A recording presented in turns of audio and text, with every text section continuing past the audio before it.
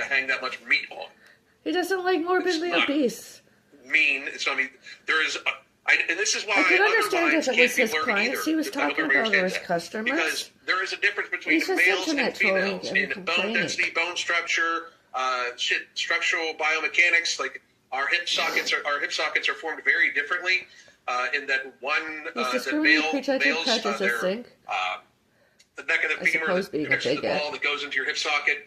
That neck is at an angle that is, I believe, 17% different than females because it's for childbearing, but it's also that's why women athletes tend to get ACL injuries easier than men. Like, we are not biologically the same. Internet trolling. He's just trying to pretend that we are has also blurred a bunch of these lines about health, and that's a problem. More. I digress. Oh. The self-harm too, and it's being repackaged as an environment. We're telling people it's okay to hurt themselves as long as they feel good about it. That's not progress. That's a betrayal of what health should mean, and it's really disgusting that we do that in society. I'm just saying it. It's disgusting that Anna does it. It's disgusting. It's disgusting. Let's talk about the real cost of normalization. Chronic illness, obesity isn't just a standalone issue. It's a gateway to cascade of health problems. According to the Centers for Disease Control and Prevention, which hasn't controlled or prevented any diseases since inception, obesity increases the risk of developing type 2 diabetes by up to 7 times, and those of a healthy weight.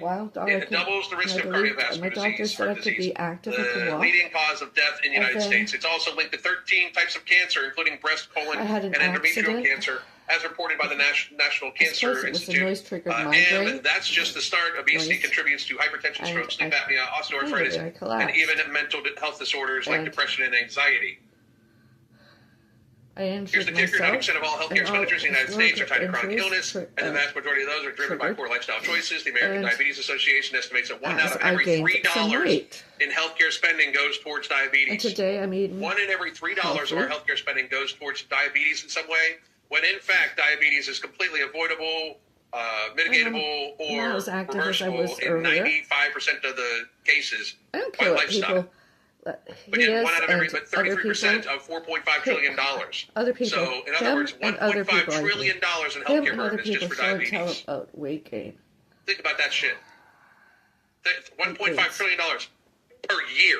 I have an injury. I have injuries. That's crazy shit. That's amazing to me.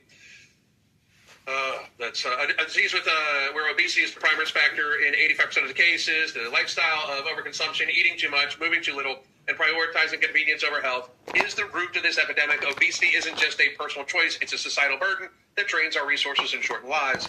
The financial toll is astronomical. In 2022, the Milken Institute pegged the annual cost of obesity-related illnesses in the U.S.